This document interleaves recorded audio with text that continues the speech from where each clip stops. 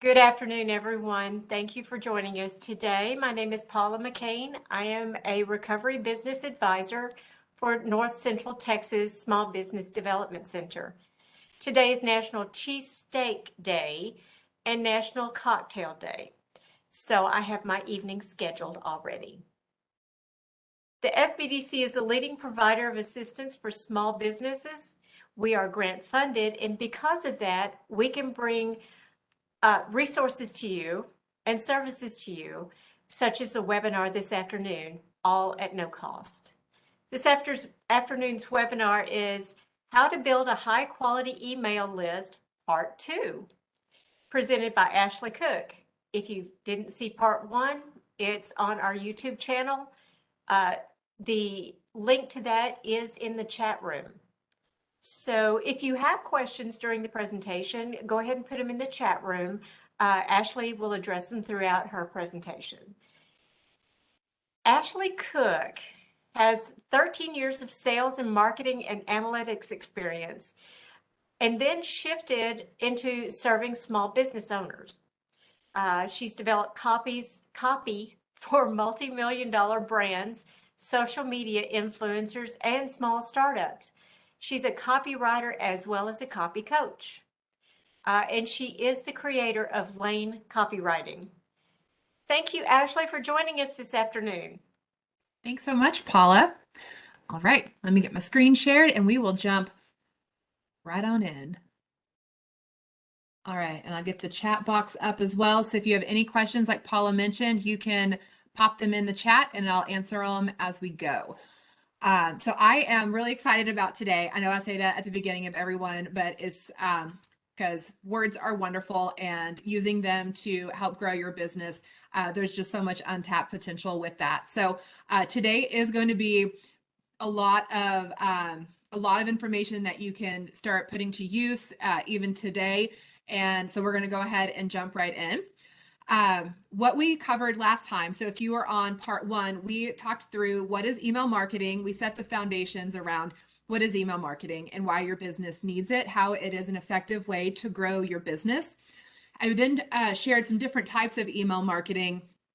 We covered off on 5, but there are more than that. Also the key metrics to track. So as you start to send your emails, what are those key metrics to help you figure out where you may want to improve, what levers to pull to, bump up your open rate or, improve your click-through rate, etc. And then we wrapped it up with some best practices for writing emails and subject lines that your readers can't resist clicking into and reading. So the focus of today is going to be around that one simple, powerful way that you can build your email list, but not just build it for the sake of building it with high quality leads, because it's about quality. And what we're wanting to do today is really get into how can you start building those numbers with quality leads. So the one simple, powerful way has to do with lead magnets and getting them created and set up so that you can draw people in and have them join your list. So we'll go into what is a lead magnet, why do they matter, some types of lead magnets, because there are many, then some top-notch or some strategies and tips to create a top-notch lead magnet, and then I'll walk you through the exact steps to get yours created up and going. And then what do you do once it's done? So you have your lead magnet created, awesome. What do you do? How do you actually get it out there for people to see, use, and join your list from that? So we'll just go ahead and dive in to consider this your crash course in lead magnets. So the first question you might be wondering if you're new to the digital marketing space or building an email list, that space, is what is a lead magnet? And so let's say that if you are a guest speaker or you're showing up in your community somewhere, maybe you're on a podcast or you've just started your own podcast, or you're at networking events, or you just want to get more email addresses because you've heard social media that the algorithms quickly change and algorithms can change, but no one can take your email list from you. Either way, whatever it is that you're doing in your business, you want to collect more email addresses. So how do you do that? You do that by giving those who you want on your list something for free. And that is at the heart of what a lead magnet is. So a lead magnet can be called a number of things. You might have heard it as an opt-in, a freebie, a sign-up offer. Basically, a lead magnet it's essentially the thing that you give away in exchange for a person's email address and their permission that you can keep sending them stuff through their inbox, usually with that ultimate goal of eventually leading them to make a purchase. So I've heard lead magnets called an irresistible bribe, where you offer this crazy amount of value in exchange for their contact information. I'm not quite sure I buy into the bribe label on it, but I can definitely see that you want to create that really high value offer in exchange to get their email address so you can keep talking with them. And I know with almost 100% certainty that everyone listening to this has likely seen or even taken part of a lead magnet already. They may be even in your inbox, or maybe they're saved on your phone or on your tablet. So think about anytime that you have entered in your email address to get something like that one trick to potty train your child in less than 3 days, or the 7 proven ways to convert visitors into subscribers, or maybe it's to access the quiz results on what type of puppy you would be or Disney princess you would be. If you have entered your name and your email address to find out anything, or to find out those results or get that type of information, you have done the song and dance with a lead magnet, where you type in your email address, you get the result, and then later on you're getting emails from that person. Now, lead magnets aren't anything new. They've been around for a while, but they get a lot of attention. And there's a few reasons why. It's because they are powerful and they are persuasive. So free is an incredibly powerful lure or enticement for people. Whenever they say free, ears automatically perk up, attention's automatically drawn. And when you have a lead magnet that you create once, it can continue to work for you long after you post it. Some other reasons why lead magnets are powerful is that they're an excellent way to build your email list and strengthen those customer relationships, which ultimately will lead over time to more sales for you. So the larger your email list is of high quality leads, the more people get exposed to your business, the more you're able to talk with them, and the more opportunity for sales that there are.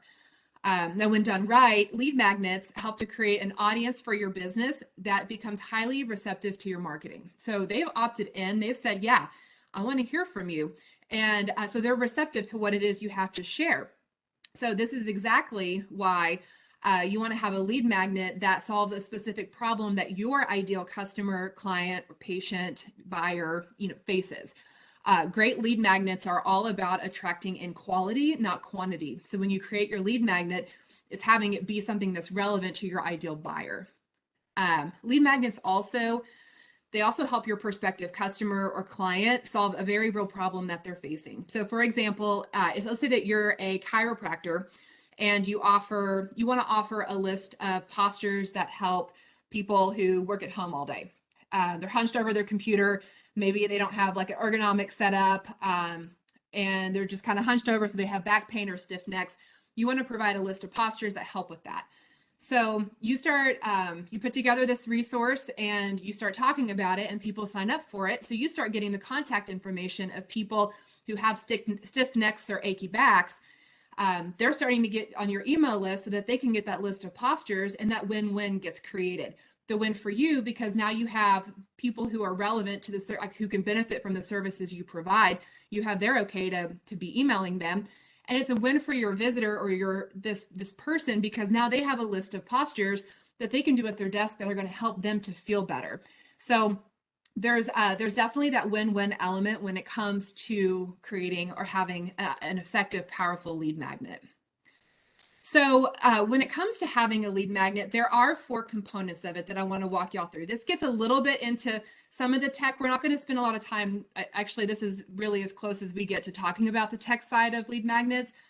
But I wanted to walk through kind of the four components whenever you're getting one set up. So what you'll do is once you have your download, your PDF document, your video or whatnot created, you'll have a form, and that form will be there where the visitor can put their name, their email address, their phone number, whatever information is needed into those fields, hit submit or hit download, hit that button, and then they will be connected to the content.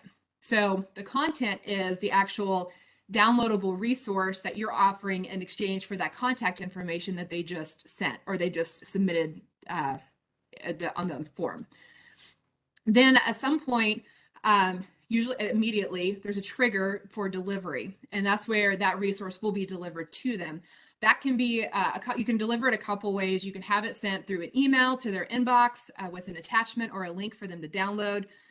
You could send them to a hidden page on your site where they can download it right there, and there's no email involved, or no emailing them the link involved. Or you can do a hybrid where you send them that email with the link and you also send them to a page. So there's a few different ways that you can go about delivering the product or delivering that free resource to them. And then afterwards, this is optional, but it's recommended because it can help to build that relationship with your client and make sure that they know that what they submitted for works. And that's creating a thank you page. So that's the page or the message that pops up that once a visitor fills out that form and hits that button, they receive, letting them know that the information took and they're going to be getting their resource. So that's just a way, because I've seen them where I've experienced this where there wasn't anything that, like, I go to enter in my name and my email and I hit the button and then nothing happens. And I'm like, did this take? And so I'm entering it in multiple times and nothing happens. But then I go check my email and there's an email there. So it just takes a little bit of that guesswork out for your visitor. And which is ultimately, as a business owner, you're wanting to make life for your customers as easy as possible. So that's just an optional thank you page to include in there. Okay. Now, types of lead magnets. There are a ton of different types out there. Not all of them are created equal. You can have, if you have multiple lead magnets, you can have multiple downloads available for your audience, and they could be different types of lead magnets. There's all different, they come in all different shapes and sizes. And so I'm going to share with you a list of some of the more commonly seen ones. This is not an exhaustive list, but we'll focus in on those top ones that can help to give you an idea of how you want to create yours and give, position that solution that you're going to be creating for your target audience's problem. So again, not exhaustive, but it's a great start. Okay, so ebooks. Ebooks are ones that's pretty self-explanatory. You download it, you open up a PDF, and it's a multi-page document that maybe it tells a story, or maybe it's some type of guide or instruction manual. It's a book in the form of an electronic form. You could also do a checklist or a cheat sheet or a handout. Those can be 1 or 2 pages, pretty short, pretty concise. You can also have a worksheet or a workbook, so something that your reader can print and fill out, or maybe it's an editable PDF that they can download, and you're helping them kind of work through a specific problem or challenge or thought process through this workbook. You could also offer a swipe file or a template. So kind of similar to the worksheet or workbook, where you're working through with them to solve a problem. The swipe files or templates help to give them a shortcut to that problem. So you're taking them through on a quick kind of leapfrog approach to getting to their solution quicker.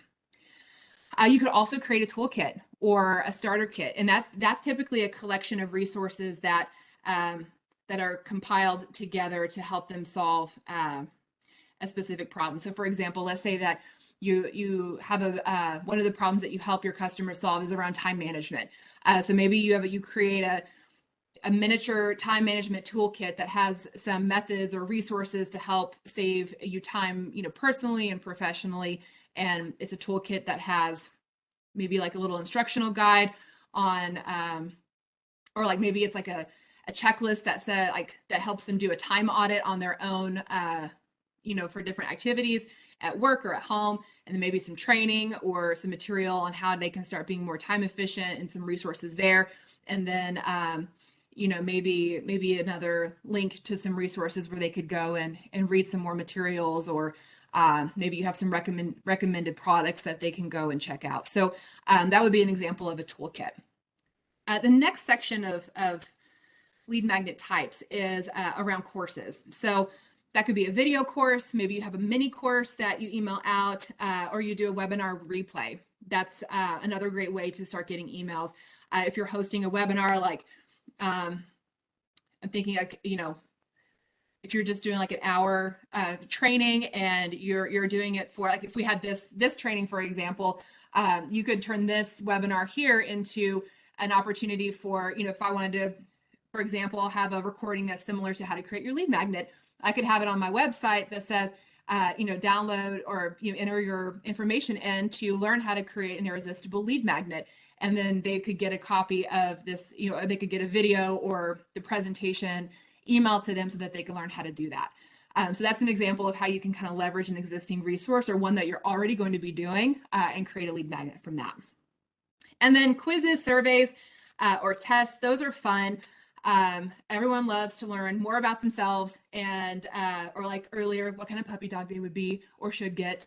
And so quizzes are a really fun way to do that, having them be industry relevant. So like from a copywriting perspective, maybe it's what kind of copywriter are you? Or if you are into real estate, maybe it's, what type of house best suits you, and the results are, living out in the country on land, or maybe it's a condo in the city, something like that. Those can be really fun ways to start collecting email addresses.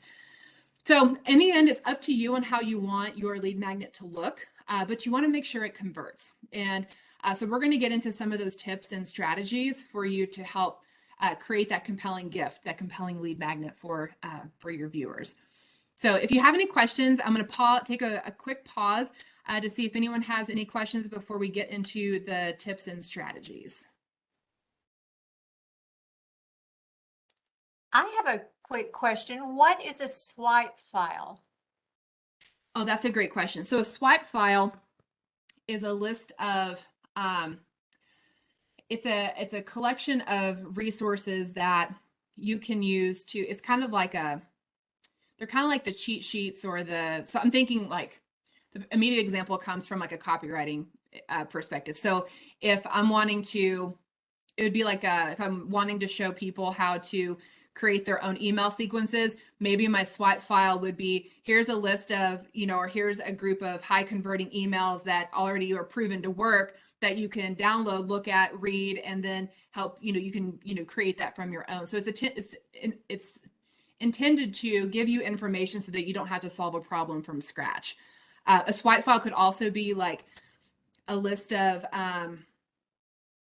like if you're wanting to do meal planning, and maybe it's a list of recipes that you can pull from. It's kind of a slang term for something that you can kind of swipe and use in your own, swipe with integrity and use in your own life or in your own business.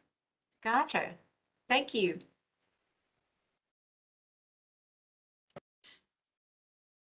All right. Well, let's go into tips and strategies. And you know what, Paula, swipe file might be I've heard it in the copywriting world. I've heard it in some other industries. I'm blanking on which ones right now, but that might be one that's a little bit more of an industry term. But yeah, that's a great question. Well, it's kind of how I got through college. Swipe files. Well, it's the principle behind a swipe file is that you should not have to reinvent the wheel.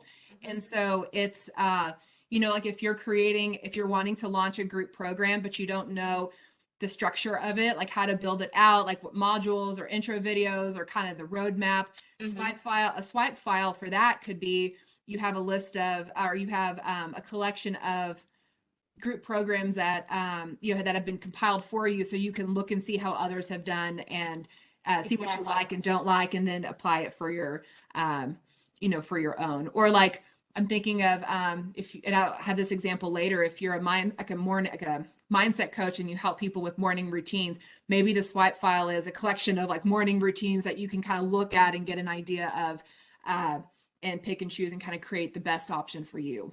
Gotcha. Yeah, that makes sense. It is good if you're gonna, you're right, there's no reason to recreate the wheel. And if you can see examples of what's happened before, what other people have done, then it kind of spurs those ideas, how you could build your program. Absolutely. It's Gotcha. designed to get the wheels turning so that not so you copy and paste, but so that you can see examples of what you like, what you don't like, what works, and then create the best solution for you and your business and tailor that for you. Thank you. All right, so let's talk about some tips and strategies for creating your lead magnet. And these are the four I'm going to share are the top 4 offenders that I see in the whole lead magnet creation, kind of the major faux pas or the more common faux pas that I see. So get specific is the first one. So the most important trait of a lead magnet is that it should be specific. Now, that specific can mean long, it can mean short, but it should not mean that it's complicated or vague. Whenever you have a complicated or vague lead magnet, those tend to convert pretty poorly. So you want to be able to, when you're thinking of what kind of lead magnet do you want to create, you want to make sure that you're offering a specific solution, like one specific solution to one specific problem for one specific segment of your market. And if that sounds really narrow and precise, it's because that's intended to be that way. So this is why when you start getting into some of the kind of next level, like level 2 strategies on lead magnet creation, there are recommendations to have multiple ones because your clients will face multiple problems. So if you are, let's say that you're a dermatologist and your patients,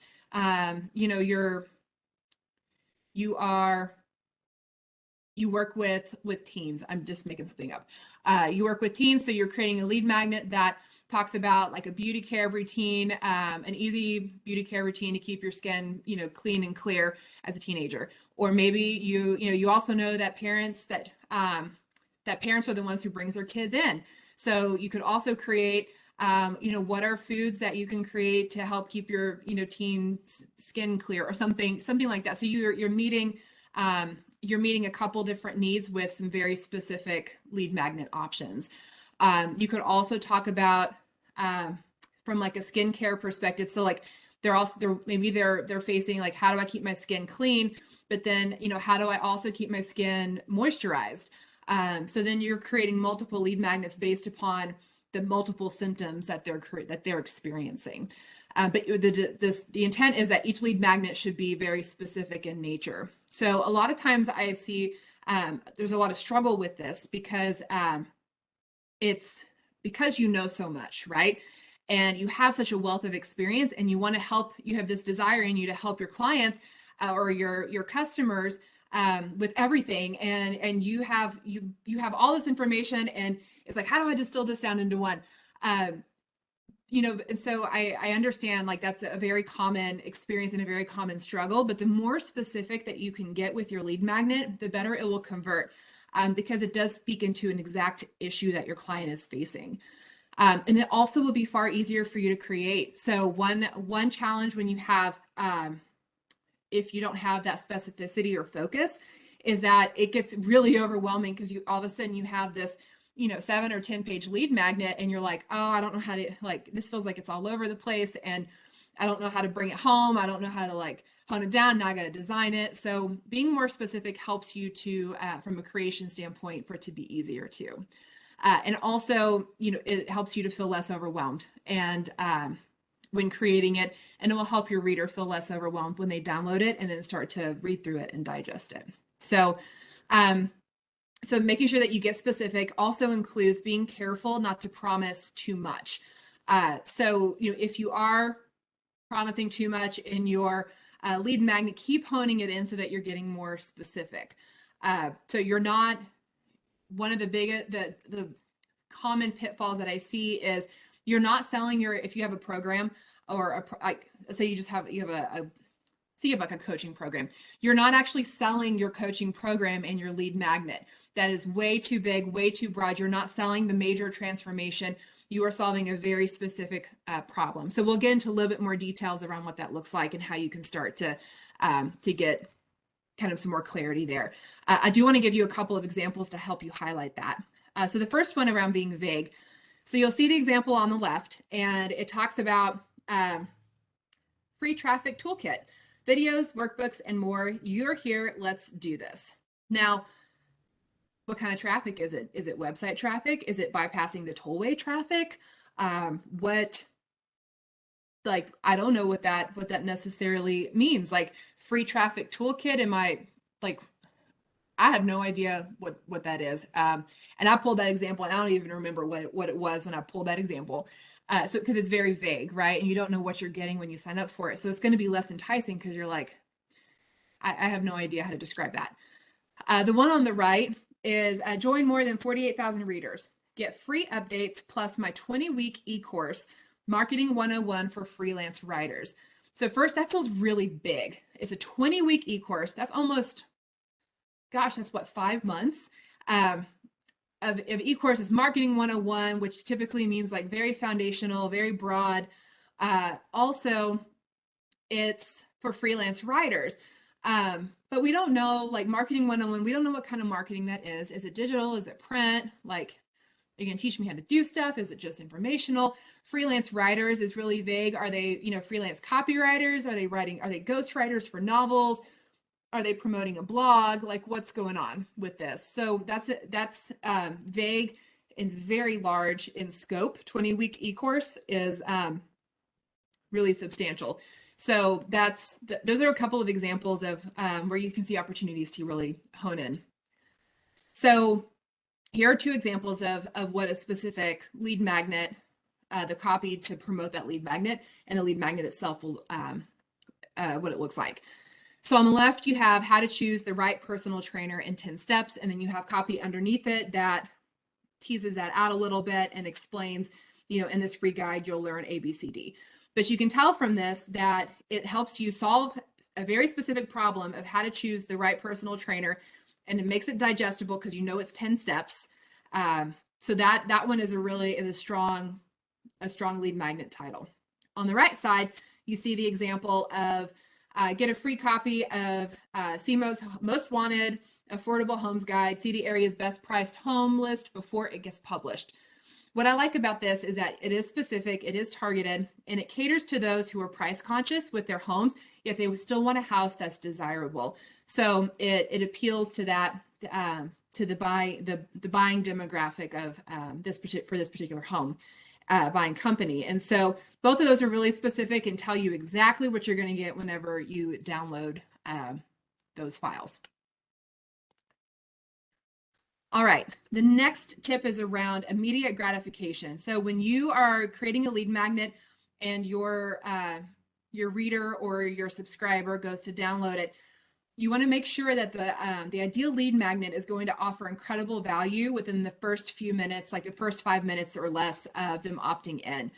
You want to make sure that they can quickly and easily digest the contents of what it is that you're creating, so that it's not, because they could bail. Like there's the risk of them bailing, getting bored, or feeling overwhelmed and being like, well, that's not going to be helpful. So they're not going to consume. The risk is they're not going to consume the full amount of what it is that you're providing if it's not easy to digest, just making them have to work harder than they may want to work. The next one is appearance matters. There's, just because it's free doesn't mean it has to look free. So this is around having a well-designed visual, beautiful graphic that helps to create and reinforce the high perceived value of the material that you're offering. And then speaking of value, you want to make sure that your lead magnet does offer real value. So when you are offering a lead magnet, you're asking for an invitation to visit their mailbox and to make repeated visits to their mailbox. So you want to make sure that it's worth it for them to give you that permission. And when it comes to value, there are two types of value that you can offer. There's that high perceived value that we talked about. This perception that this is going to help solve my problem, and then a high actual value, like maybe it's a free trial, or maybe it's a recipe book, or something that actually really is tangibly valuable for them. So those are some tips there. So when you're starting to think through, well, what is it that I can offer or create from my lead magnet, think through some of these questions. What does your audience care about? What would be important for them as it relates to kind of the area that you're in, that your business is in? Is there value to what it is you're offering? Would they care about it? What's in it for them? Does it solve a problem, or does it give the audience something that they need that they don't know? Those are some questions to keep in mind as you start to formulate the topic that you want to be able to create your lead magnet on. All right, so now we're going to hop into how to actually create one. What are the steps to create your irresistible lead magnet? But before I do that, I wanted to remind you, if you do find yourself getting stuck on creating marketing material, or if you face any other business challenges, I want to make sure that you plug into and contact the North Central Texas SBDC. Amazing team and who is just full of resources and can link you to those solutions to help you overcome those business challenges or issues that you're facing. They do that through no-cost confidential advising, training, resources. There's so many things that they offer that there's no reason that you should be struggling alone trying to figure it out solo. So definitely reach out to them. Their email and their phone number is on the screen, and they can get you connected to the solutions that you need quickly. All right. So the first step when it comes to creating your lead magnet, so first, if you want, it might be helpful if you grab a pen and paper or you open up a Google Doc real quick, because you may have some ideas that come up as I walk through these steps. So grab that. I'm going to take a sip of water.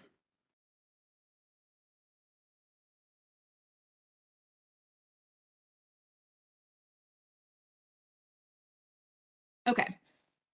So the first step is around brainstorming what it is you could possibly want to create. So there's some questions in here that can help you to kind of start getting those wheels turning. The first is, what is something that you're commonly asked in your field? If you are a chiropractor, maybe, you have patients who come in who have, they get bad migraines, they have eye strain. So you're always offering tips on stretches they could do or routines, or maybe their pillow is junky and you're giving them tips on how to get a pillow that's going to support their neck at night so they sleep better. Or maybe you're in the wellness industry or even personal finance, and you find yourself just chit-chatting with your clients and offering ways they can pamper themselves or take a staycation at home if they're on a budget. Or maybe you are a coach that works with dads, and you're always talking about how work bulldozes through their day and they're not able to spend the time they want with their kids or partner. And so you find yourself offering suggestions on how they can better draw those boundaries. So what are those things that you're commonly asked in your field, that you're constantly getting questions on and you're constantly answering? This is a really effective question to kind of think through, especially if you're super dialed into your target audience. But if you haven't niched down to that point, or maybe you're just getting started with your niche and you aren't, you're still learning about them, there are some other ideas, as a couple of other questions that you can think through as you're starting to kind of brainstorm topics. You can think through, what is something that you've conquered? So for a lot of business owners, we are our ideal client, or we have been our ideal client at some point. So think through something that you have overcome, or a challenge that you have faced and overcome, and how did you do it? It could be something like how, and this obviously depends on your industry. So if you're like a home decorator, or you're a house cleaning service, or something like that, you could do, how did you finally figure out how to fold those fitted sheets like a pro? I just learned how to do that 2 months ago and it changed my life. I don't even know, it's the easiest thing that I've been making so hard for 20 years.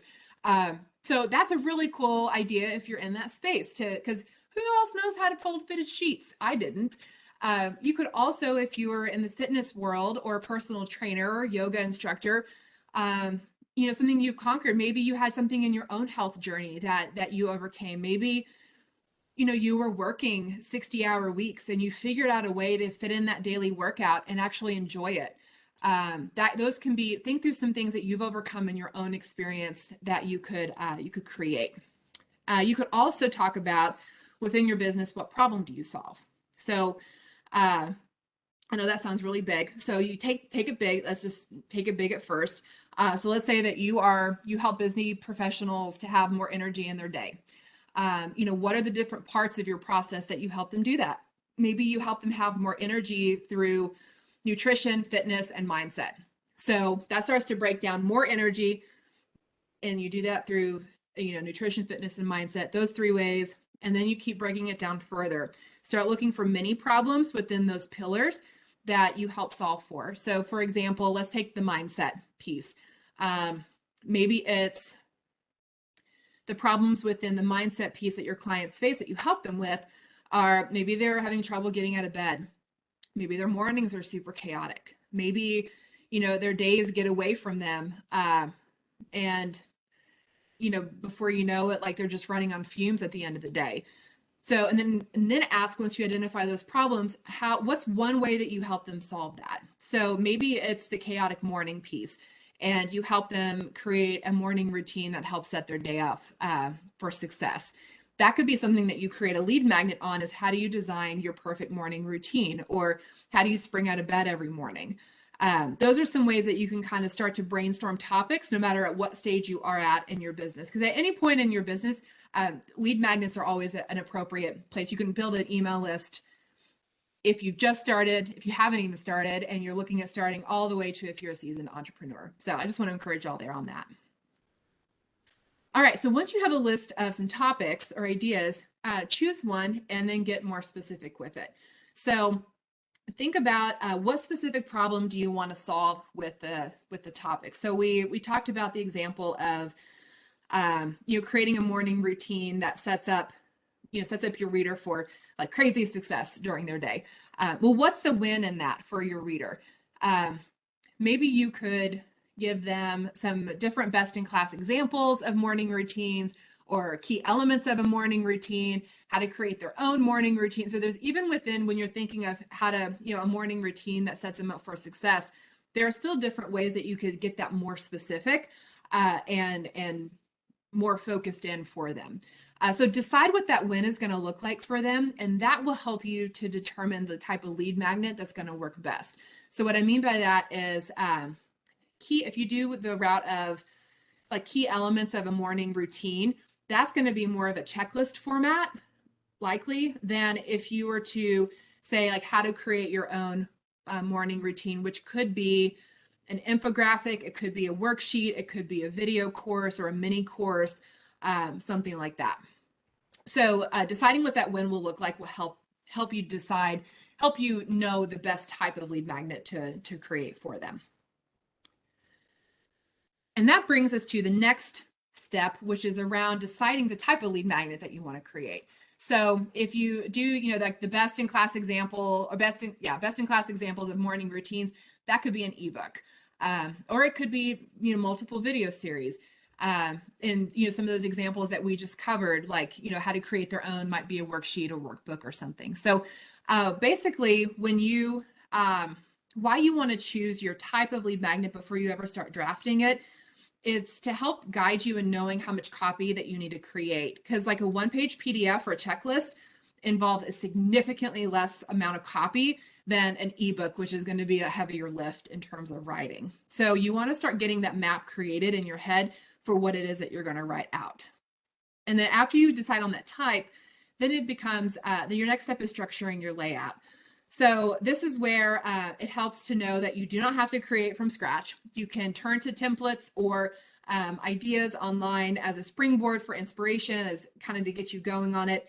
You can go on tools like Google or Canva to look at different examples. If you just type in examples of infographics or examples of ebooks, you can get design ideas. You can get ideas on how much copy to use or not use. And then another tip I recommend on when you're structuring your layout is to start choosing your graphics, or how many graphics you want, like that design piece really first. So that'll help you to know how much space you're working with, how much copy you need to write. So I wanted to show you. So Canva is a free tool that makes it incredibly easy to design a lead magnet. So I just want to show you a short example of. If you go to canva.com and you type in an infographic, for example, you'll see here that these are all the templates that Canva offers. Some of them are paid. So like this one here on the bottom left, when you see a crown and a pro, that means it's you have to subscribe or have the paid version to get it. But they have some that are free that, and you can hover over them and see which ones are free versus paid. But this gives you an idea of, because there's, even though if you decide to create an infographic, there are so many ways that you can actually design one. So this is where it helps to, you don't ever have to go and create a blank one from scratch. You don't have to be the designer and figure out how to get all that to look. I would recommend starting with a template, and then you can change it up however much or however little you want. But you'll see here within Canva that it can be as simple as, bullet point list. It can be, steps. So this example of how to clean your face, your facial skin after outdoor activities.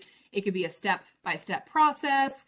It can be, infographics are intended to be highly visual and easy to consume, but you can also do roadmap style. There's just so many, as you can see, so many different ways to design it. So what helps is to be able to go in and find the template that you like, and that's going to best serve your audience for the topic that you've created. So for example, if you look over here, the basic skincare for oily skin here on the far right, that's going to be quite a bit more copy than this one here in the middle that says healthful benefits of fruits, where it just has the fruits listed and it's pretty concise. So that's why I recommend getting that graphic or that visual idea kind of mapped out ahead of time so that you know how much or how little to write.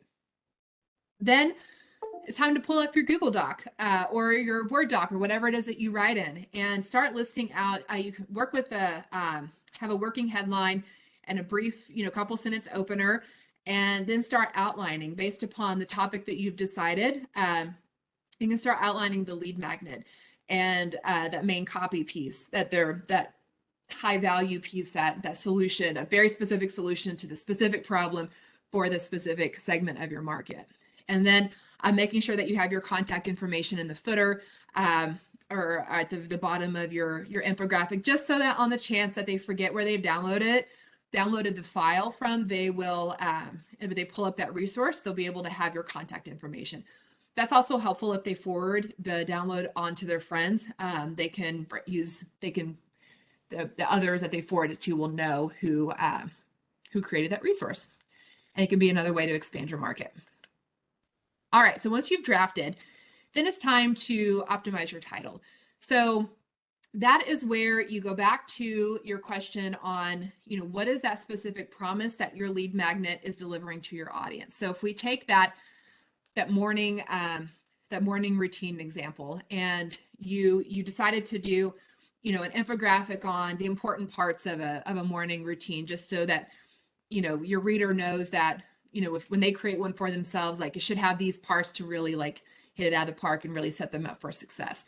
So then you can optimize your title at that point once you're done. And let's say it's 7 must-have pieces to a powerful morning routine, or 7 secrets of a powerful morning routine. Or maybe you could do 7 easy ways to jumpstart your morning routine now. There are different ways that once you've finished drafting, you want to optimize your title, because that's going to be ultimately what grabs your reader and pulls them in. So if you ever need help with that, I've talked about this tool before. Oops. But it's, I'll drop it in the chat. CoSchedule's Headline Analyzer. You can drop in your working title and there. And you just drop in your title here in this bar, and that that was for a marriage coach I was working with. There, we'll just go with that. So this one happens to be an 82. They don't all start that high, but it gives you an idea. I think if it's above 70 on this one, it flags it green. But this tool, coschedule.com, you can go in and look and see what opportunities there are to make your headline stronger. So if you scroll through, you can see the breakdown of what makes up your headline, and where you may want to increase some like power words or emotional words. They have word banks that come with them on the right-hand side to help you do that. And then you can also keep scrolling down for some additional ideas and knowledge about your headline. So the intent behind that, I think we already have training on this tool available that you can go to the North Central Texas SBDC's YouTube channel, and they dropped that link into the chat, and you can watch a more in-depth explanation on that tool. But that tool is great because it takes out the guesswork from well, is my title going to be catchy or not? And so it helps grade it for you, and then you can start, it gives ideas on how you can start to improve that. So once you have your headline written and the body of your copy drafted out, you'll want to run it through a checklist. So I put together 8 questions that you can ask just to make sure and check off to make sure that your lead magnet is kind of at the top of its game. So 1, is it specific? Is your topic specific? Have you honed it in? Is it focused? Can you easily say the one problem that your lead magnet is solving, or the one promise that your lead magnet offers? The third question would be, what pain point or problem does your lead magnet speak to for your reader? And does your lead magnet give immediate gratification? Can your reader easily and quickly absorb the material that it is that you're providing them? The 5th one is, how does your lead magnet change your relationship with your visitor? So when you think about that, does your lead magnet do more than educate them? Does it actually encourage them to think of, well, what else could working with, this person look like? Do they have other resources they could help me with? And that often comes whenever you're providing that high value. You think like, oh my gosh, like this was so helpful. I'm sure they have other things too. So think about like how your lead magnet can change your relationship with the person who downloads it. Does it position you as that credible authority in your field to your visitor? Then number 6 is, what is the perceived and actual value of your lead magnet? So in other words, what is your lead magnet delivering? Like, what's the meat of your lead magnet? There's that saying that it's all sizzle, no steak. You want to make sure that you got the sizzle to draw them in, but then you give them the steak as well, so that they are satisfied and enjoy the material that you're creating. Does it look professional? So that has to do with the design element. Canva takes a lot of that stress and pressure off of you. If you have a designer on your team, that also is really helpful, because you can just make sure that it's whether you're using Canva or your own internal team, or you're creating it yourself from scratch, you can always make sure that it lines up with your brand colors, your brand look and feel, and it has that professional, put together, polished look to it. And then the 8th one, the final question is, can your reader rapidly and easily consume your lead magnet? So your lead magnet is at the top of when you think about like the sales funnel, or when someone comes into your email list, your lead magnet is at the very forefront of that. It is like your lead magnet is kind of like the front door to your house. So you don't want it to be a roadblock to where they can't come in, and they can't, it becomes an obstacle for further communication. All right. Any questions before I go to this next part? Because I have a question for y'all, which is, what if you're short on time? So you might be thinking, that sounds great, Ashley. I feel really overwhelmed with everything you just told me, and I have no idea how to go about creating my lead magnet. So I don't have time to do this. I have a million other things. What do I do? So that's a very valid question. We all have a ton of things on our plate. We're juggling all the plates, all the balls, all the things in the air. So what can you do, and how can you easily create a lead magnet with the resources that you have? So I have 4 ideas for you so that you can create a high value lead magnet in less than 30 minutes of your time. All right, the first tip is around, look at high performing pieces that you have already published. So think through, do you have a high performing blog post? Or maybe you have a training that you did that was incredibly well received, or videos that were a hit, or a webinar that had rave reviews. Maybe you spoke on a Facebook challenge and you saw people writing in the comments like, oh my gosh, that helped me tremendously. Or you have a podcast that was a top listened to podcast. You can check your web analytics and just do a quick run through on some of those resources and see what has been ranking the highest. Or if you have a YouTube page, you can go and see what's been watched the most. And then what you can do is take that high performing piece and create, let's say, I won't give an example of it, but like take that high performing piece and you can turn it into a checklist, or you can turn it into an infographic. So you have that content, whether it's a video or blog post or webinar or a training that you did. Go to Canva, like I showed you, type an infographic, grab one of those snazzy pre-existing templates, and then pull in the key takeaways from that high performing piece you wrote. Maybe if you're a nutritionist, maybe it's, the top 10 no fuss snacks you can't live without. Well, if you had a blog or a video on that, or you talked to a group of people about how to, like a group of moms or college kids or whatnot, about how to have really easy snacks that are tasty, you could take that and turn it into an infographic that people now digitally it's opened up to a lot more people. Or if you have several high performing pieces and you're like, well, I don't know what to do with this. That's when you can create a toolkit. And that could be as simple as creating a checklist or another infographic style of lead magnet, where it becomes a list of resources, of your high performing resources to help them solve a problem. So if your high performing pieces have a theme, that'd be a great way to kind of create that bundle. So whatever you choose, whatever your high performing piece is that you choose, you can add in some additional content or change up the intro or kind of spruce it up, depending on if it's older, or if you have more information that you want to add on. You can supplement that as you need it so that it's not the same exact thing. But that's one way that you can take something that you already have and turn it into a really high-powered lead magnet. Second would be give away a transcript or two. So if you're doing a YouTube video or a podcast, or maybe you have a recording of those speaking events that you went to, you can create a transcript off of that. They have transcription services that you run through. You enter in the file and it transcribes it for you, which is great because some people love videos, some people love to read.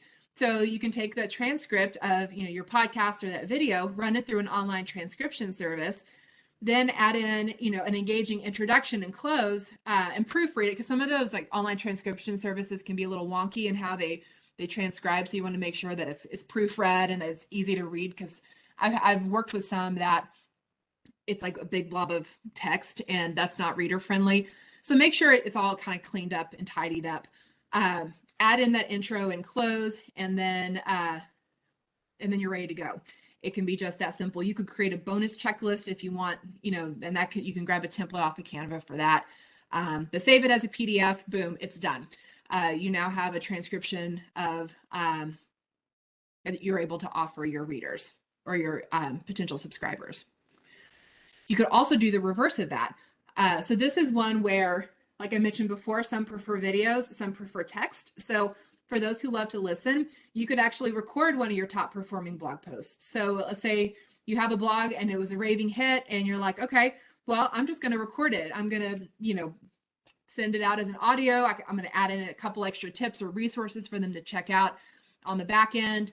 And then once you have that recording done, it could be a video. You could just hop on Zoom and read it, or it can be an audio that they can listen to in their car.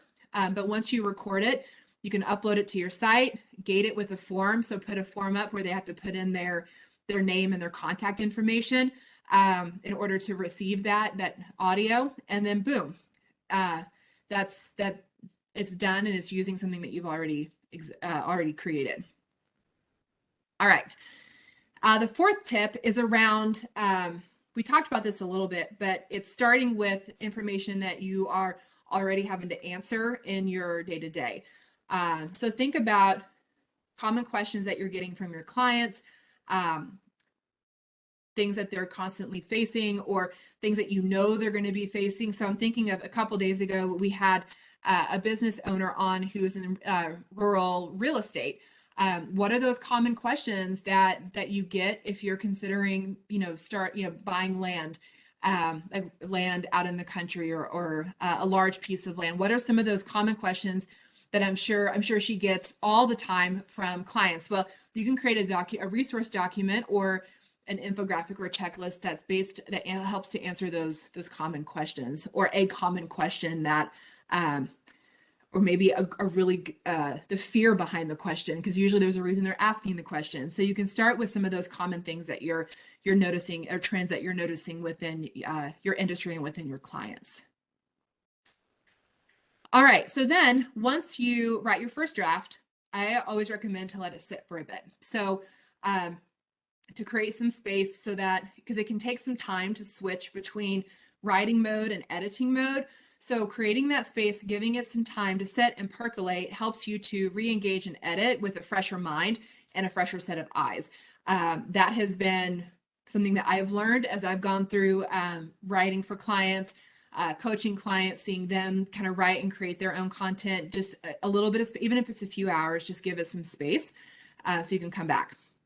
Then whenever you come back, it's time to edit. It's time to get ruthless and revise, so you can cut the fluff, remove anything that's redundant or unnecessary, because again, you want this to be easy to digest and quick for them to consume. So you want to make sure it's streamlined.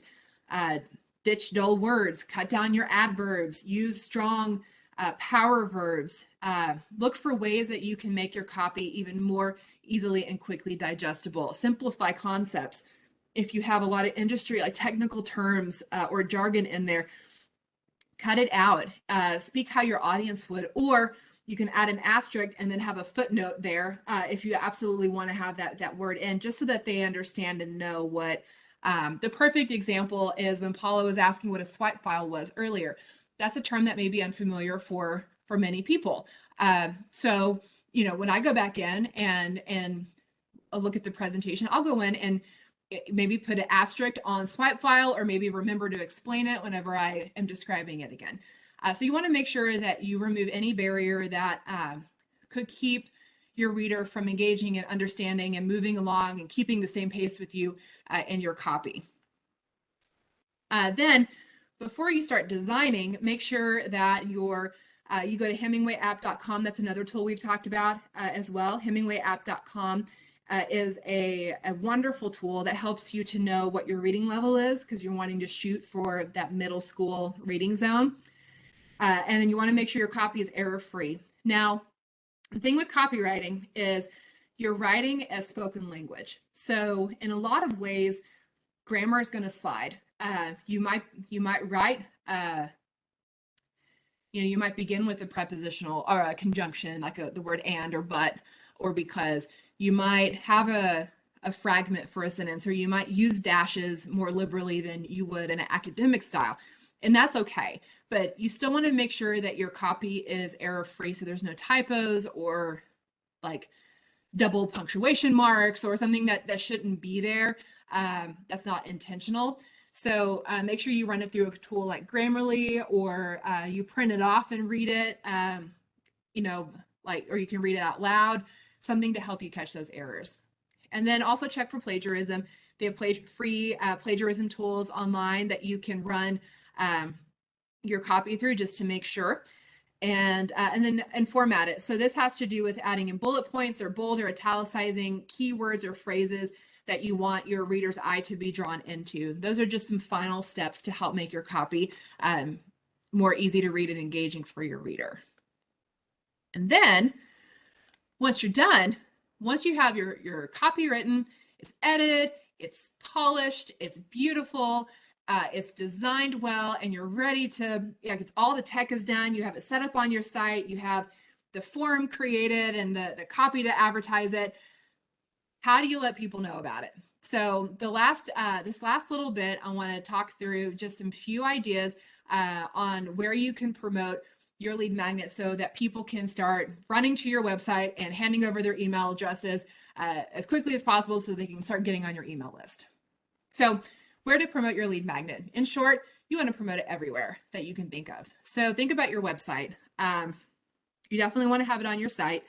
That could be a pop-up window after your viewer, like let's say we've all had these before, where we're on a website and a little pop-up appears in the bottom right corner like 30 seconds in. That could be one where you promote your lead magnet there. You could have it in the footer of every page. You could have it as a section on your homepage, as its own dedicated page. Or if people are going to click off your site, you could have it be an exit pop-up as well. You also want to make sure and talk about it on social media. That has to do with creating posts, some hype posts around it. Do that regularly. Don't just do a one and done and that's it. Make sure to have that as a regular part of your content calendar. So you're doing it over months, or like you're doing it over a long period of time, because you get new followers, you get new people who come in and out of your social media world. So talk about it regularly. You could also have it as your cover page. So that works well on Facebook, where they click the cover page, and then like if you have on your cover page, click for a free gift, and then you open up the cover page, and then in the description is a link where they could go to your lead magnet. You could also have it, hold on one second. Lead magnets get me choked up. You could also have it as a link in your Instagram bio. That's another way to get it promoted. You could include it in the about or bio section within LinkedIn. There are a number of ways that you could have it on social media outside of just a traditional post. You can also link it into your blog. So if your company does have a blog, you could have that linked within multiple blogs, as long as it's relevant and it's hyperlinked appropriately. You could have it within the body of your blog, or you could have it as a call to action at the end that says, hey, I put together this resource kind of on this. Let's say, take the morning routine one, for example. If you had that lead magnet on how to create your morning routine, you could have a blog that talks about, the importance of mornings, or how to get more energy in the morning or something. And then at the end, you can say, I put together resources that help you design your morning routine, and then link it to that. You could also guest write on other people's blogs and link your lead magnet in there as well. Other places you could promote it would be if you're invited to go on someone's podcast, or you have a podcast, you can talk about it then. You can share it in the episode or in the show notes so that they have it in written form and they have it in the actual audio of the episode. If you have a YouTube channel, it's a great way to promote your lead magnet. You can promote it in the video or at the end, or in the description of the video. In your office, that could be a call out at your front desk with you have that promotional copy that talks about that amazing, powerful morning routine, or postures to help with back pain. And then you could have a QR code where your client or your patient or your customer can go in, take their phone, scan it, and it takes them to the page where they enter in their email address, and they can sign up for it right on the spot. So while they're checking out, they can also do that. And then also you can embed your lead magnet within other lead magnets. So this works great in case your readers forward their lead magnet to others. So then it references some of the other resources that you have within your lead magnet. And then finally, anytime that you go live or you speak, it's a wonderful way to say, hey, I've created this free gift. Here's what it's about. Here's where you can get it. And that's a way for them to continue to be served by you long after your speaking engagement is done. All right. So that wraps up creating your lead magnet. We've talked through what is a lead magnet, why does it matter, why do you want one for your business, how does that work in the whole building your email list thing, what are some different types that you can use, or what are the different types of lead magnets that you can create, some tips and strategies for getting your lead magnet in tip-top shape, how to actually create one, the steps to go from brainstorm to design, and then what to do once you have it created. How can you start to promote it so you can get people in? Now, part 3 will be the last part of this series, and we're going to dive into the specifics of how to write your welcome sequence so that when people do go in and sign up for your email list, they snag that lead magnet. What happens then? Like, how do you start communicating with them in those first few emails right off the bat? So be sure to come back for part 3, and we can start mapping out and working through how to get your email sequence written, what to include in it, some of those must-have pieces that you want to make sure you have in your email sequence to make sure you're making the most of that initial communication. So I'll open it up for any questions or turn it back over to you, Paula. Great. If you have any questions, you can unmute yourself and just ask Ashley if you like, or you can put it in the chat box and we'll be happy to address them that way. Uh, I have a question that came up when you were talking about ebooks. What constitutes an ebook? I mean, does it have to be a certain number of pages or written in a certain manner? Because I've heard a lot of people say, oh, yeah, I wrote an ebook. It's Okay. like, what does that mean? I know, I'm not sure. It's I My understanding of ebooks are that it's pretty broad, right? So I think your reaction is just, and it's understandable because it's like, well, what is that? Because I've seen ebooks be an instructional guide on how to do something. I've seen them where it's an initial chapter, like a sneak peek chapter of a larger book. I've seen it as a mini book.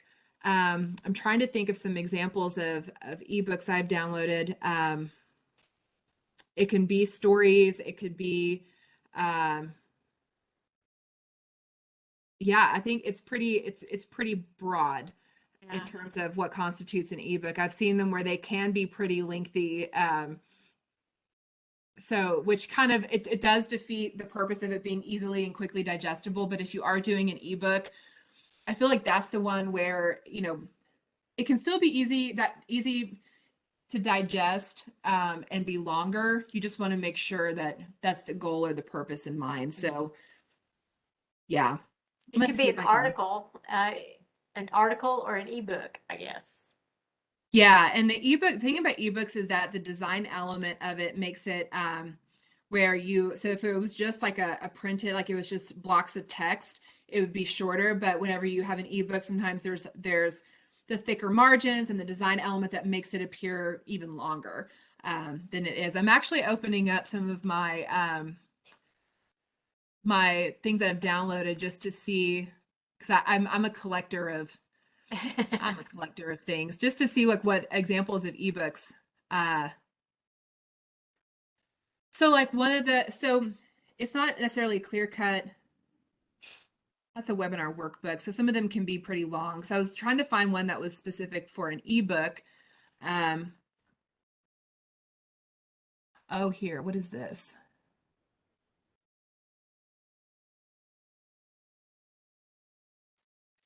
Oh, we have a comment. I don't know if this helps, but I recently made a 12-page ebook on how to feed your dog a raw diet, including tips, tricks, transitioning to the diet, and how much to feed your dog. That is a fantastic example, Ellis. Um, Great. yeah, that's a great one because then it goes into the details around, like, how do you transition your dog to a raw diet? What are tips and tricks to do that? How much do you feed them? So you're providing them kind of this holistic answer, within the context of an ebook, but it's under that umbrella of feeding your dog a raw diet. That's a perfect example. Okay, so that makes sense because it's got like a table of contents, an intro table of contents, and gets from one end of a topic to the other. Okay, that, And the specific goal is yeah. of it would be to helping, like, you have what you need from that ebook to transition your dog into to a raw diet. Mhm. Okay, great. Thank you, Ellis. That's a great one. And I just opened one up on mine that I don't even remember downloading this. Um, it's what to say when, so it's 22 pre-written replies for difficult, annoying, or just plain tricky interactions. I have no idea when I downloaded this, but and I'm looking through, it has the table of contents. It talks about, like, it's like pre-written templates on when you need to let go of a client, or if people question your pricing, when family or friends want things for free, um, when you want to ask for a testimonial. So it's an ebook that points out all those problematic points of an entrepreneur and kind of how to address those sticky points. Okay. And it's a pretty long. Apparently, there are a lot of sticky points because it's like 30 pages. Okay, that's great. Thank you. I'm gonna have to look that one up as well. I know, I forgot I downloaded it. It must have been great copy because I was like, that sounds interesting. Well, it doesn't look like we have any other questions. Um, let's see. Let me share something with everyone here.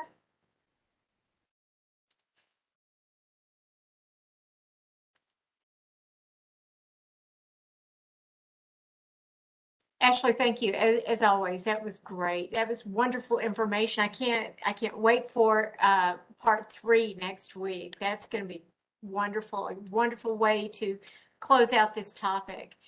Um, we do appreciate it every time you join us. It's always great, great information. I just want to remind everyone that you'll be receiving a survey. And if you would, please go ahead and fill it out. Let us know how we're doing. Let us know if there are any other topics that you would like to see some presentations on. We're always open to ways to improve our offering. And our upcoming webinars next week, we have QuickBooks Online and Apps with Stacy Kildall and Bryce Forney. And then Ashley's back that same day on the 29th, giving us Building a High Quality Email List Part 3. Looking forward to both of those. If you have any questions or you would like to access our YouTube channel or register for any upcoming events, you can go to our website, sbdc.nctc.edu, and there you can find contact information for our offices. You can schedule an appointment for with an advisor, and you can also look at some of the other small business resources that we have available. As I mentioned earlier, we are grant funded, and because of that, I would like to thank our benefactors, the Small Business Administration, the State of Texas, North Texas SBDC Regional Office, and North Central Texas College, our host institution. I want to thank you all for joining us today. It's been a great way to spend an afternoon, and we look forward to seeing you next week. Have a great rest of your day, and this is going to end the webinar. Thanks so much.